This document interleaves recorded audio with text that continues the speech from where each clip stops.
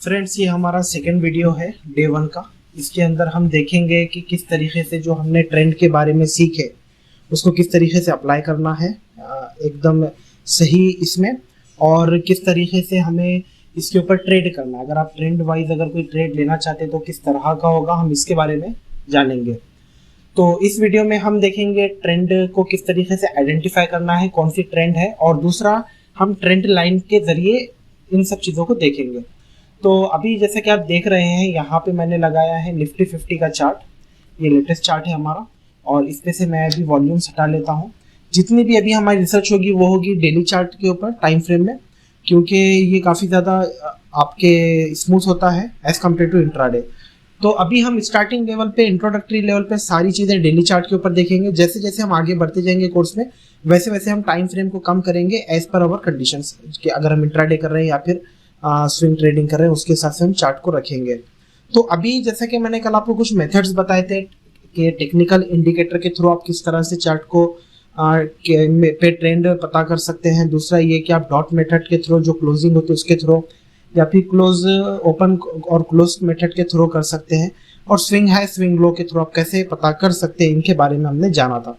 अब यहाँ पे स्टार्ट करूँ इससे पहले मैं बता दूं कि आपको जितना भी टाइम फ्रेम लेना है वो डिपेंड करेगा कि आप कितनी देर तक ट्रेड करना चाहते हैं।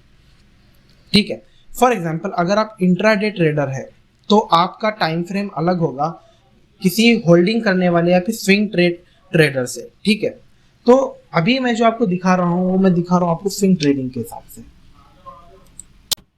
तो अब हम देखेंगे कि किस तरीके से हमें ट्रेंड को एनालाइज करना है यूजिंग ट्रेंड लाइन, और इसके ऊपर जो भी स्ट्रेटेजी है उनके बारे में देखेंगे। तो सबसे पहले, जैसे कि मैंने आपको बताया, मैंने यहाँ पे डेली का टाइम फ्रेम लगा लिया है। अब यहीं पे साइड में मेरे कुछ टूल्स अवेलेबल हैं। अगर आप investing.com पे देखेंगे तो यहाँ पे कुछ टूल्स है। तो यहाँ पे जो फर्स्ट क्रॉस हेयर के नीचे जो आप देखेंगे तो यहाँ पे आपको दिखेंगे ट्रेंड लाइन। ठीक है, आपको इसके ऊपर क्लिक करना है और सिंपल आपको किसी एक डॉट से दूसरे डॉट तक ऊपर इसे खींचना है। ठीक है, तो आपकी ट्रेंड लाइन इस तरीके से ड्रॉ होगी। तो अब ट्रेंड लाइन को ड्रॉ करने के कुछ मेथड्स होते हैं, हम उनके बारे में देखेंगे। सबसे पहला मेथड, ठीक है, आपने मान लीजिए कि चलो यहाँ पे आपका वो चल रहा है मार्केट। ठीक है, तो ट्रेंड कौन सी है सबसे पहले आइडेंटिफाई ये करना है। तो यहाँ पे आप देखेंगे कि ट्रेंड हमारी डाउनवर्ड डायरेक्शन की है, यानी कि मार्केट नीचे आ रहा है। रीजन, जैसे कि मैंने आपको डॉट कनेक्ट करके दिखाने का बताया, स्विंग हाई स्विंग लो का बताया। तो यहाँ पे अगर आप देखेंगे तो वो हिसाब से आपका जो ट्रेंड है उसका डायरेक्शन आपका नीचे की डायरेक्शन में है। ठीक है, दूसरा डिपेंड करता है कि आप कितने टाइम फ्रेम में ट्रेड कर रहे हैं। अगर आप डेली का टाइम फ्रेम कर रहे हैं और आज आप कहेंगे कि मुझे ट्रेड 5 से 10 मिनट का चाहिए, तो इट्स इम्पॉसिबल, ऐसे नहीं होगा। आपको आपके टाइम फ्रेम, आपका जितना टाइम फ्रेम की आपका रिसर्च हो रहा है या फिर आप ट्रेड ले रहे हैं, उस टाइम फ्रेम के हिसाब से आपका मार्केट में ट्रेड लगेगा उतनी देर तक। ठीक है, अगर आप वीकली टाइम फ्रेम पे ट्रेड कर रहे हैं और आप ये चाहेंगे कि मेरा 1 घंटे के अंदर ट्रेड पूरी तरीके से सक्सेसफुली हिट हो, तो ये नहीं हो पाएगा। क्यों? क्योंकि उतने टाइम फ्रेम में ज़्यादा डेटा होता है। जब आपका डेटा ज़्यादा रहेगा, जब आपके पास नंबर ऑफ सैंपल्स ज़्यादा रहेंगे, तब आपका ऑटोमेटिकली टाइम इंक्रीज हो जाएगा। ठीक है, क्योंकि मान लीजिए कि आप यहाँ देखिए 18,300 से 16,100 तक मार्केट को आने को लगभग लगभग कितने कैंडल्स लगे? 20 कैंडल्स मे बी। ठीक है, तो आप इस चीज को देख के ये नहीं कह सकते कि मुझे 2000 पॉइंट का मोमेंटम एक सिंगल डे में मिले। It's not possible. 2000 4000 कोई भी पॉइंट का मोमेंटम, क्यों? क्योंकि उसे उस जगह से उस पर्टिकुलर एरिया में आने के लिए कोई टाइम लगा है। तो उस टाइम को आपको समझना पड़ेगा सबसे पहले। ठीक है, आपको उस चीज को समझना पड़ेगा कि मैं कितने टाइम का लेना चाहता हूँ। अगर आप निफ्टी के अंदर चाहते हैं कि मुझे 500 पॉइंट 600 पॉइंट का मोमेंटम मिले, तो इट्स इम्पॉसिबल, ये नहीं होगा इंट्राडे में। आपको स्विंग ट्रेडिंग या फिर आपको उसे शॉर्ट टर्म में लेना पड़ेगा, मंथली एक्सपायरी के हिसाब से। आप वीकली एक्सपायरी के हिसाब से नहीं जा सकते। स्पेशल केस में ये हो सकता है, लेकिन हम स्पेशल केसेस को काउंट नहीं करना है क्योंकि उसका कोई मतलब नहीं है। आप केस में आपको सिर्फ और सिर्फ लेना है वो चीज़ें जो ज़्यादातर मार्केट में होती है। ठीक है, मार्केट में अगर आपको 10 पॉइंट रोज मिलते हैं तो आप 10 पॉइंट के लिए काम करेंगे, ना कि 100 पॉइंट, क्योंकि वो 100 पॉइंट 100 में से एक बार होगा। ठीक है, आप इंट्राडे ट्रेडर है तो आपका जो ट्रेडिंग अप्रोच रहेगा वो उसके रिगार्डिंग रहेगा। तो अब जैसा कि आप देख रहे हैं कि यहाँ से मार्केट आपका नीचे की डायरेक्शन में जा रहा है, तो ट्रेंड लाइन दो तरीके से ड्रॉ की जाती है। सबसे पहला तरीका जिसमें आप ये करते हैं कि आपका मार्केट ऊपर जा रहा है तो आप वहाँ पे सपोर्ट्स ड्रॉ करते हैं, ठीक है। सबसे पहले अगर मार्केट आपका moving bottom to upward direction, तो आप वहाँ पे क्या करेंगे, आप वहाँ पे सपोर्ट्स ड्रॉ करेंगे, ठीक है। और अगर मार्केट आपका टूट रहा है, डिक्लाइनिंग मोड में है, तो वहां पे आप क्या करेंगे, रेजिस्टेंस ड्रॉ करेंगे। तो यहाँ पे कुछ मैं एग्जांपल्स देता हूँ। सबसे पहले यहाँ मार्केट अगर आप देखेंगे, ठीक है, एज ए मैं यहाँ पे स्विंग ट्रेड अगर ले रहा हूँ तो मैं क्या करूँगा, इस तरीके से इसे ड्रॉ करूँगा, पकड़ के नीचे खींच लूँगा, ठीक है।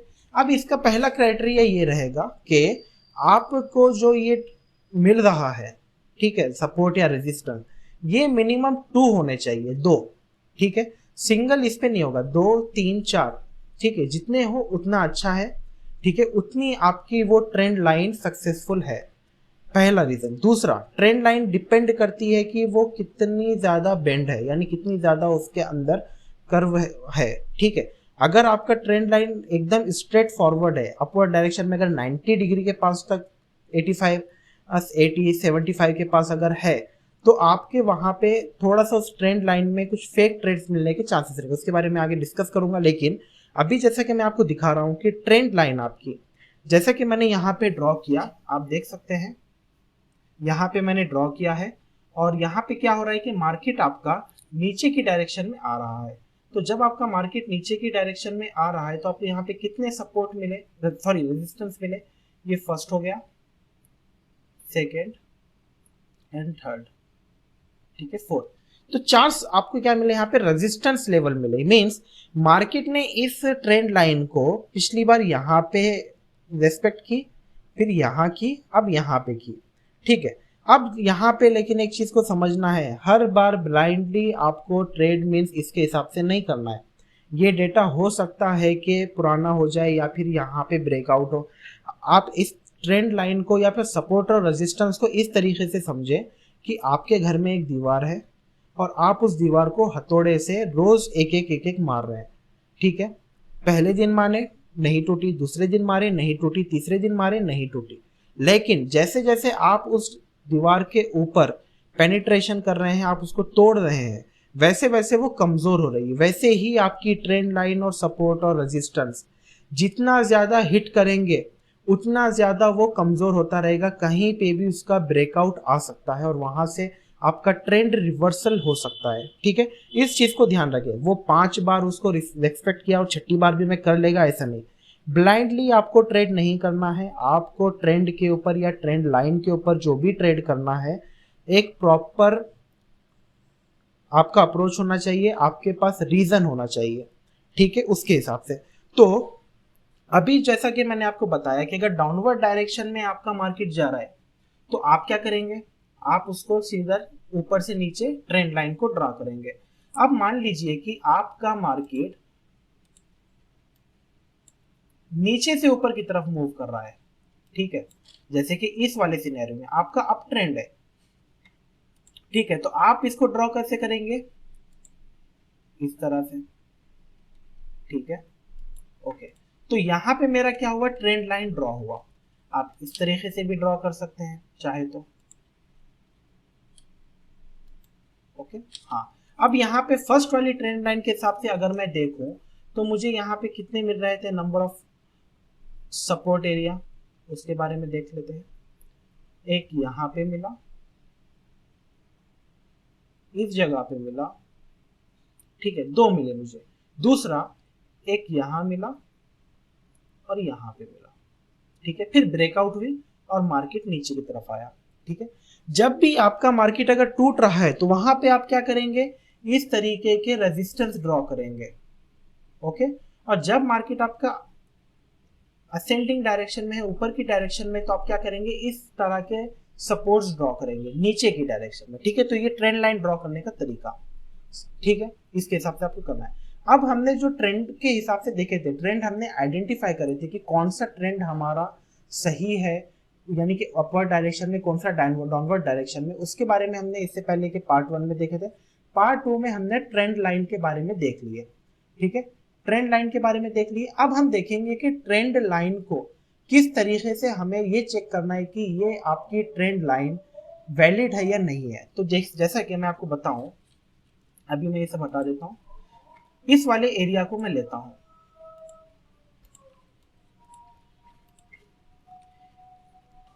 इस शार्प आपका एरिया है। एक मैं और एक ट्रेंड लाइन ड्रॉ कर लेता हूं ताकि आपको अच्छे से थोड़ा सा पता चले।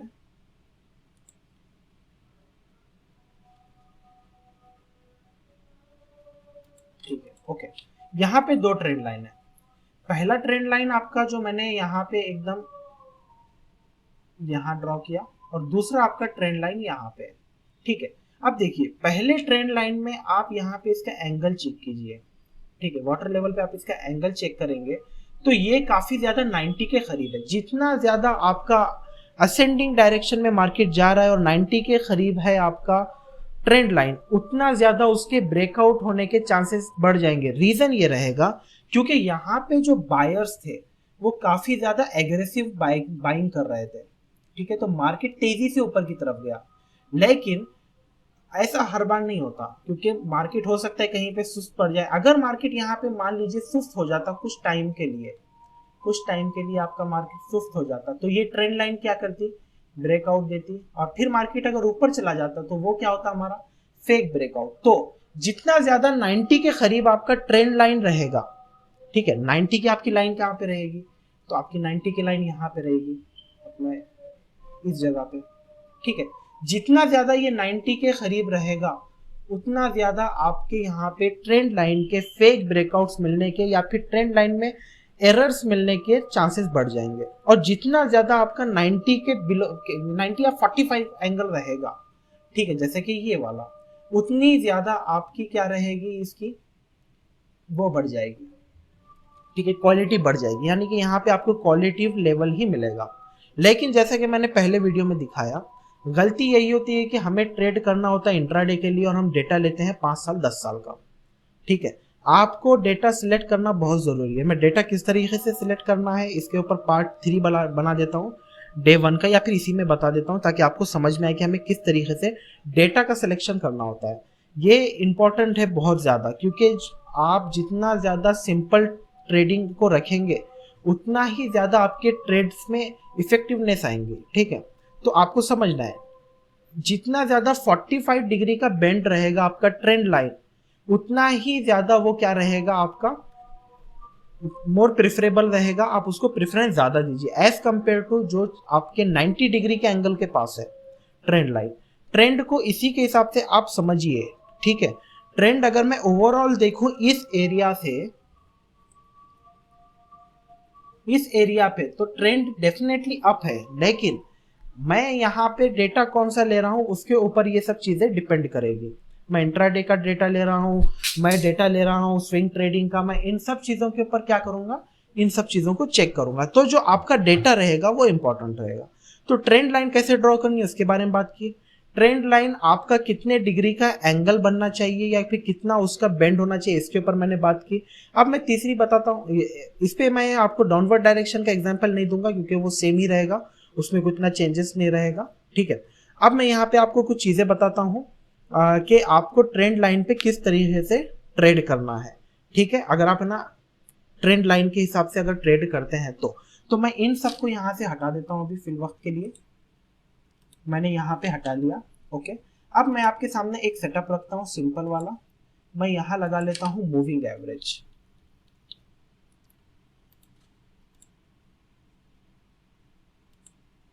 यहाँ पे 9 का मूविंग एवरेज, थोड़ा इसको डार्क कर लेते हैं। ओके, दूसरा मैं लगा लेता हूँ RSI। ओके, यहाँ पे हो गया RSI, और मैं यहाँ पे ट्रेंड लाइन को हटा देता हूँ ये डाउनवर्ड डायरेक्शन की। ठीक है, और दूसरी मैं ये upward direction. Reason upward direction की बड़ी ट्रेंड लाइन में इसलिए हटा रहा हूँ क्योंकि मेरे पास जो मूविंग एवरेज है वो सिर्फ और सिर्फ आपका 9 का है। क्योंकि अगर मेरे पास 50 का मूविंग एवरेज होता तो ऐसे टाइम पे शायद मैं उस बड़े वाली को रखता, क्योंकि मेरा डेटा का साइज का मैं सिर्फ 9 कैंडल्स का मैं एवरेज प्राइस ले रहा हूँ, तो मैं यहाँ पे छोटी ट्रेंड लाइन रख रहा हूँ आपके सामने। ठीक है, अब देखिए, मान लीजिए कि आपका प्राइस अभी यहाँ पे है। यहाँ पे आपका प्राइस है फॉर एग्जाम्पल, ठीक है। अब आप समझिए कि मार्केट किस तरीके से वर्क करता है, मैं इसको दिखाता हूँ, ठीक है। अभी हम ट्रेंड के बारे में ही पढ़ रहे हैं। कभी भी मार्केट आपका ऊपर नहीं जाएगा एक साथ। अगर आप जेड कैटेगरी स्टॉक्स में ट्रेड कर रहे हैं, लो वॉल्यूम स्टॉक्स में ट्रेड कर रहे हैं, तो वो आपका प्रॉब्लम है, वहां पे एक दिन में हो सकता है कि वो बढ़ जाए। लेकिन अगर आप निफ्टी 50 या फिर लिक्विड स्टॉक में या ब्लू चिप कंपनी में ट्रेड कर रहे हैं, तो ऐसे टाइम पे आपको इसमें कोई दिक्कत नहीं आने वाली। वहां पे मार्केट कैसे वर्क करेगा मैं आपको दिखाता हूँ। मार्केट ऊपर जाएगा, नीचे आएगा, ऊपर जाएगा, नीचे आएगा, ऊपर जाएगा, नीचे आएगा, ठीक है, इस तरीके से। तो जो मेरी मेन ट्रेंड रहेगी, मान लीजिए कि मेरी अप ट्रेंड है ऊपर की डायरेक्शन में, तो ये तो रह गई मेरी ट्रेंड, इसको मैं ट्रेंड बोलूंगा, और इस वाले को मैं कहूंगा करेक्शन, ठीक है। फिर मेरी रहेगी ट्रेंड और फिर मेरा आएगा करेक्शन, ओके। ट्रेंड अचानक ये इस्टेब्लिश अगर हो, ट्रेंड अगर बन जाती है, तो ऐसा नहीं होगा कि अचानक वो 100 रुपए से 300 रुपए 400 रुपए पे पहुंच गया, नहीं। वो धीरे धीरे, वो 102 रुपए जाएगा, फिर 101 रुपए आएगा, 105 रुपए जाएगा, फिर 103 रुपए आएगा, फिर 110 रुपए जाएगा, 107 रुपए आएगा। जैसा जैसा वैल्यू बढ़ती रहेगी वैसे वैसे उसके अंदर थोड़ा थोड़ा करेक्शन आएगा, फिर वो अपनी वैल्यू बढ़ाएगा, ठीक है। इस तरीके से ट्रेंड इस्टेब्लिश होती है, खासकर निफ्टी के केस में, ठीक है। तो इस तरीके से अब हमें करना कैसे काम, इसके ऊपर हम बात करते हैं। मैं इसे हटा लेता हूँ और मैं लगा लेता हूँ अपना इस वाली ट्रेंड लाइन को। अभी प्राइजेस यहाँ पे है, तो आप यहाँ पे अगर हमारा डॉट मेथड या फिर हम जैसे कि मैंने आपको बताया यहाँ पे ओपन हाई लो, ये swing high swing low method लगाते हैं, तो यहाँ पे कौन सा था आप देखिए, मार्केट ऊपर गया, थोड़ा सा चांस लिया, ऊपर गया, थोड़ा सा करेक्शन लिया, ओके। चलो अब हमारे पास यहाँ पे क्या है, देखिए आपको क्या यूज करना है, मूविंग एवरेज यूज करना है 9 का, जो कि मैं लगा चुका हूँ, और दूसरा यूज करना है आरएसआई। आरएसआई के अंदर हम यूज करेंगे डाइवर्जेंस। मैं पहले ही आपको बता चुका हूं डाइवर्जेंस का बहुत ही ज्यादा इंपॉर्टेंस है आपके ट्रेड के अंदर। अगर आप रिवर्सल्स में रह रहे हैं तब भी डाइवर्जेंस का यूज है, अगर आप ट्रेड कर रहे हैं ट्रेंड मार्केट के साथ तब भी डाइवर्जेंस का यूज है। आप कन्वर्जेंस का डेफिनेटली यूज कर सकते हैं ट्रेंडिंग के साथ, लेकिन डाइवर्जेंस हमें कहाँ लेना है, हमें काउंटरिंग पोजीशन में लेना है। तो उसके बारे में मैं अब आपको दिखाता हूँ। मान लीजिए कि आपका मार्केट जा रहा था इस तरह से ऊपर, नीचे, फिर ऊपर, फिर नीचे, ओके। तो आपका ये क्या हो गया, मार्केट का डायरेक्शन हो गया। अब आपका आरएसआई कैसा था, आरएसआई आपका इस डायरेक्शन में था, लेकिन अब वो थोड़ा नीचे आ गया। देखो कन्वर्जेंस और डाइवर्जेंस ये एडवांस टॉपिक है जो कि हम इंडिकेटर लेवल पे समझेंगे, लेकिन अभी मैं हर टॉपिक के साथ आपको एक छोटा छोटा मेथड बता रहा हूँ ताकि आपको पूरी तरीके से समझ में आए कि इसका एप्लीकेशन कहाँ है, ठीक है, इसके बारे में। तो यहाँ पे कन्वर्जेंट डाइवर्जेंस का यूज होगा। कन्वर्जेंस का मीन्स होता है कि मार्केट अगर एक डायरेक्शन में जा रहा है तो इंडिकेटर भी आपका उसी डायरेक्शन में मूव करे, ऊपर की डायरेक्शन में, ठीक है, उसे कहते हैं कन्वर्जेंस। डाइवर्जेंस का मीनिंग ये होता है कि मार्केट ऊपर की तरफ जा रहा है लेकिन इंडिकेटर नीचे की तरफ मूव हो रहा है, या फिर इंडिकेटर ऊपर की तरफ जा रहा है मार्केट नीचे की तरफ मूव हो रहा है, ठीक है। तो ये होते हैं कन्वर्जेंस डाइवर्जेंस। तो इस वाले सिनेरियो में आप देखिए कि यहाँ पे मैंने ट्रेंड लाइन ड्रॉ की, फॉर एग्जांपल ये मेरी ट्रेंड लाइन ड्रॉ हो गई, नई नई ट्रेंड लाइन है, यहाँ पे मुझे लगा बेस बना, ठीक है, समझने के लिए।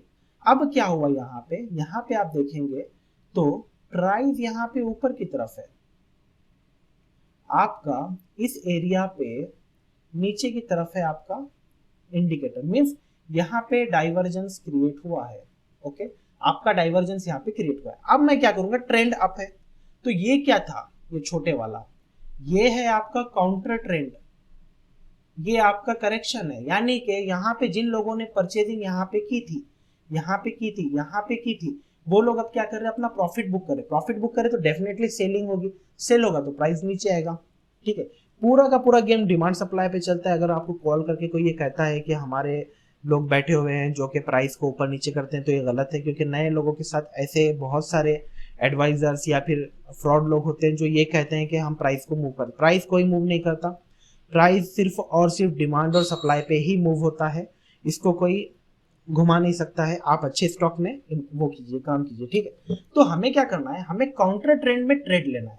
अब ट्रेड मेरा किस डायरेक्शन में होगा, ट्रेंड तो मेरी अप थी, तो मैं ऐसे लोकेशंस को ड्रॉ करूंगा, हाईलाइट करूंगा, ऐसे रीजन्स को हाईलाइट करूंगा जहां से मुझे पर्टिकुलरली अच्छा ट्रेड मिलने के चांसेस हो। देखिए आप कोई भी काम कर रहे हैं उसके पीछे एक रीजन होता है, ठीक है। मैं आपको एक बुक सजेस्ट करूंगा कि अगर आप इसे पढ़ना चाहें तो पढ़ सकते हैं, स्टार्ट विथ वाई। ठीक है, ये एक साइमन सिंह बोल के एक बंदे की बुक है। आप इस बुक को पढ़ेंगे ना तो आपको पता चलेगा कि साइकोलॉजी होती क्या है लोगों की, बड़े लोगों की। कोई भी एक सक्सेसफुल इंसान कोई काम बिना मतलब के नहीं करता। There is no free lunch in the world, free का खाना इस दुनिया में कहीं पे नहीं मिलता। तो वैसे ही आप ट्रेड ले रहे हैं तो यहाँ पे भी आपको बिना किसी मतलब के ट्रेड नहीं लेना है। आपके हर एक एक्शन के पीछे कोई ना कोई रीजन होना चाहिए। यहाँ मेरा रीजन ये था कि प्राइस ऊपर की डायरेक्शन में अप हो रहा है, ठीक है, तो मैं क्या करूंगा, काउंटर का डायरेक्शन का वेट करूंगा। मैं इमोशंस को अपने ऊपर हावी नहीं होने दूंगा, मैं उसके पीछे लपकूंगा नहीं। मैं सिर्फ और सिर्फ वेट एंड वॉच करूंगा। जब करेक्शन आएगा और मुझे indicator, chart pattern, candlestick pattern ये सब कंफर्म करेंगे, उस टाइम पे मैं क्या करूंगा, यहाँ पे ट्रेड लूंगा।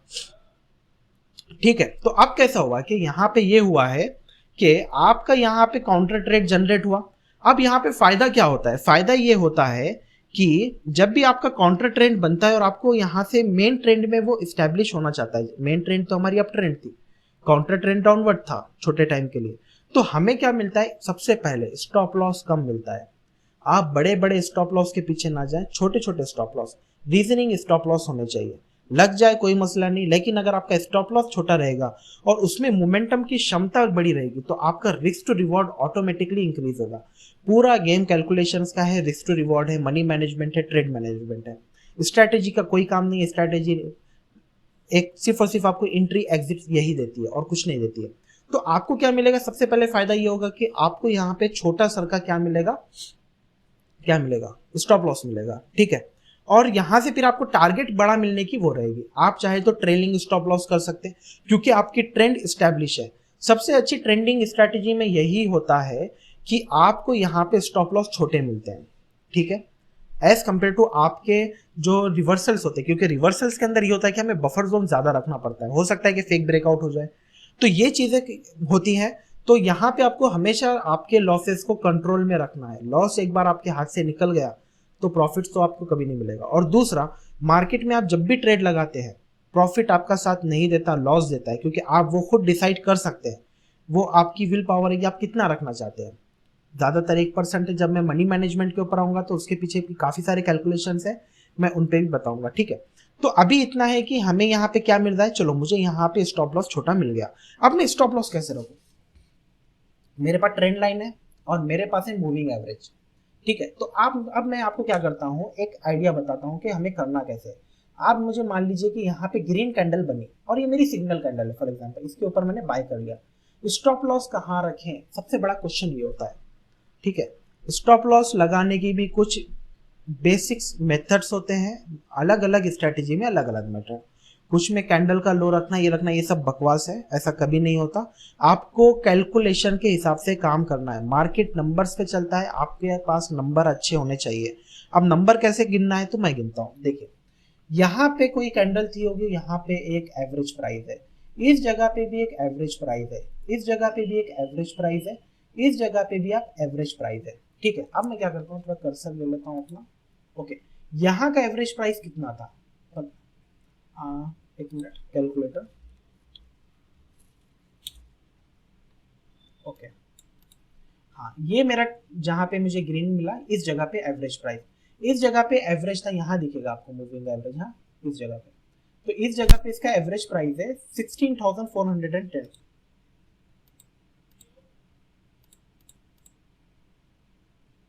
आपको इसको प्लस करना है पिछले 3 नंबरों से, 16,545।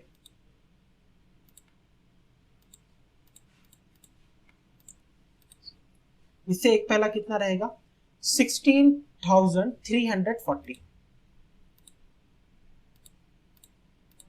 आप क्या करो, प्लस करना है, इसका मतलब ये नहीं कि इसको जमा करना है, इसे समझना है कितना से ये बढ़ा। देखो यहाँ पे ये था, आप इसको लिख के भी कर सकते हैं, मैं कैलकुलेटर पे आपको दिखा रहा हूँ। 16,000 सेम नंबर है, सेम नंबर है, लास्ट के 3 डिजिट चेंज हो रहा है। ये पहला है कैंडल, ये उसके बाद बना, ये उसके बाद बना, और अभी का हमारा रिसेंट कैंडल है। ओके, हाँ, 340 से ये किधर गया, 545 पे, लगभग लगभग 200 पॉइंट, 200 पॉइंट। ठीक है, फिर 100 पॉइंट कम हुआ, 100 पॉइंट। अब मोमेंटम समझो, मोमेंटम कैसा था, 3 दिन का मोमेंटम कैसा था। ठीक है, एवरेज मोमेंटम 200 पॉइंट बढ़ा, 545 पे गया, फिर 100 पॉइंट कम करा, यानी कि 200 पॉइंट वो एक दिन में बढ़ा है।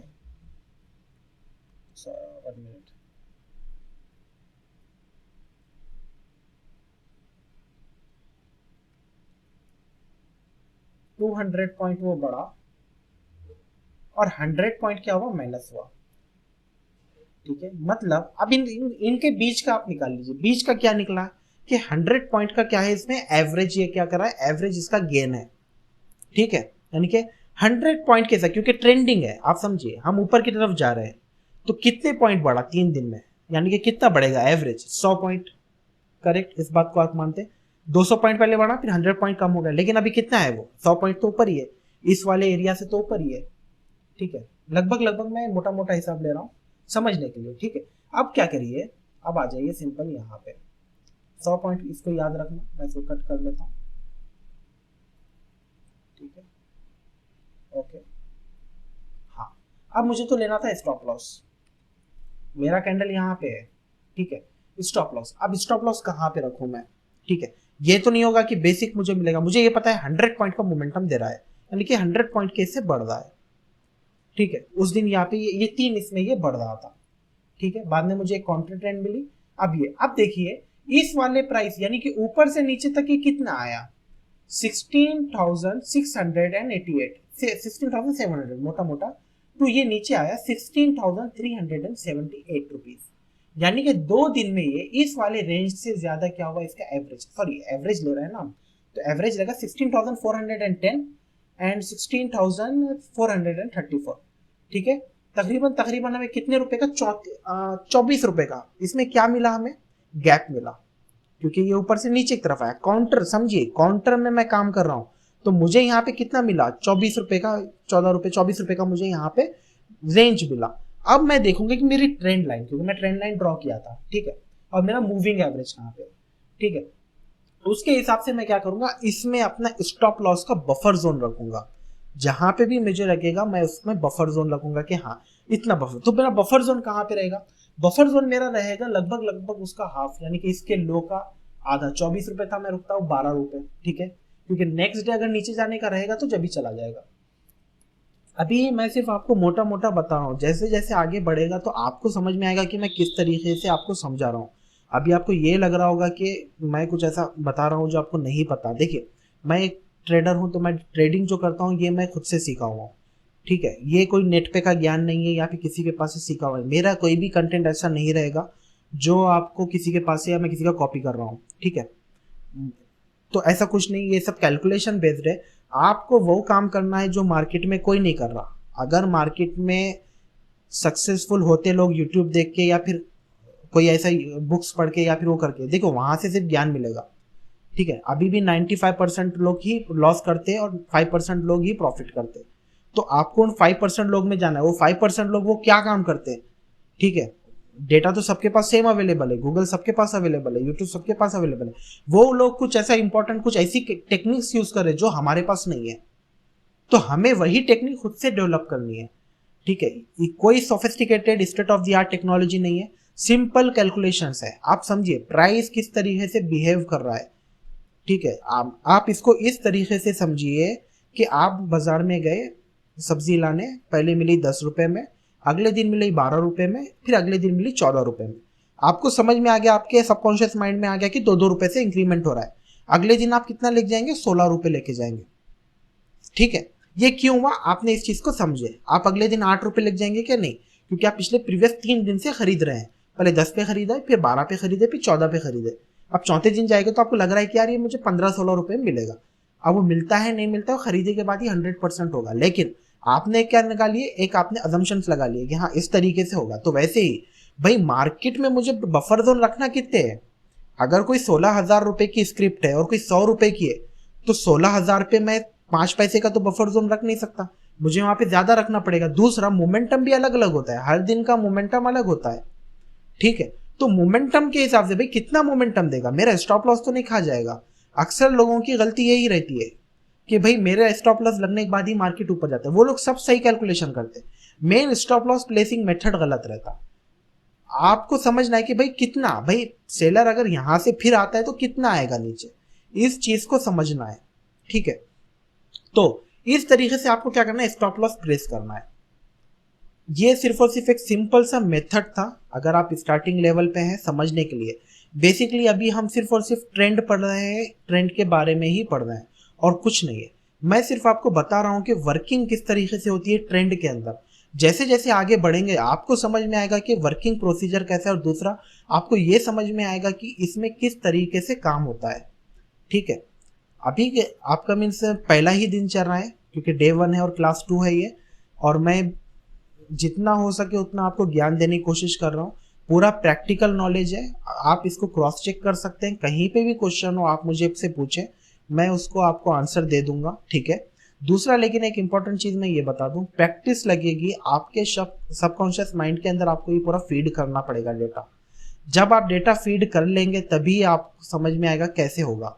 कोई हार्ड काम नहीं है, 2 महीना 3 महीना अगर आप सीरियसली मार्केट को 1 घंटा 2 घंटा देते हैं तो आप डेफिनेटली काम कर सकते हैं। ठीक है, आप 60 डेज मुझे दिए हैं, हो सकता है 70-80 डेज लग जाए वर्किंग में, लेकिन 60 डेज यानी कि आप एक दिन में अगर मेरे 1 पार्ट 2 पार्ट जो भी आते रहेंगे उन्हें देखते रहेंगे तो पूरा आपको अच्छे से समझ में आ जाएगा। ठीक है, तो ट्रेंड में किस तरीके से काम करना है, मोरल ऑफ द स्टोरी के किस तरीके से काम करना है। अभी ट्रेड कोई लेना नहीं है, इस बेसिस पे कोई ट्रेड नहीं लेना है, मैं सिर्फ आपको एग्जांपल दिया कि हमें किस तरीके से काम करना है।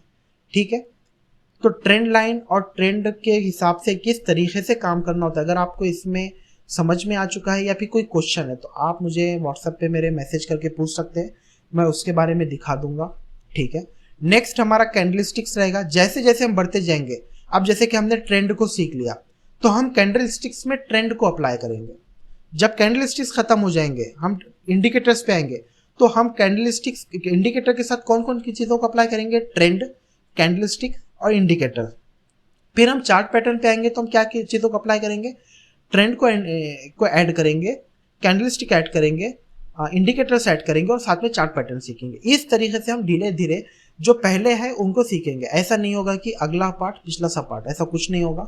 आप जो भी सीखेंगे मैं उन सब चीज़ों को आपको बताता रहूँगा, लेकिन आपके पास से ये होना चाहिए कि आपको मैं जो भी एक्सरसाइज दूँ आपको उन्हें सही तरीके से समझनी है। आज के इस लेक्चर की एक्सरसाइज ये है, ट्रेंड लाइन ड्रॉ करो, कौन सी 45 पे है उसको पता करो, कौन सी 90 के करीब है उसको पता करो, दोनों को एनालाइज करो, दोनों को फील करो किस तरह से कर रही है। एक मूविंग एवरेज लगाओ, उनको देखो, फिर जो एवरेज प्राइजेस है उनके बीच का रिलेशन समझो कि कितना है। ठीक है, उनके बीच का रिलेशन समझो कि मैं स्टॉप लॉस कहाँ लगा सकता था, कहाँ डाइवर्जेंस है, जितना नॉलेज उतने को ही अप्लाई करो। आप ट्रेंड सही लगाना सीख गए, ट्रेंड लाइन सही अगर ड्रॉ करना सीख गए उतना ही अभी के लिए काफ़ी है, क्योंकि अभी हमारा डे 2 ही चल रहा है।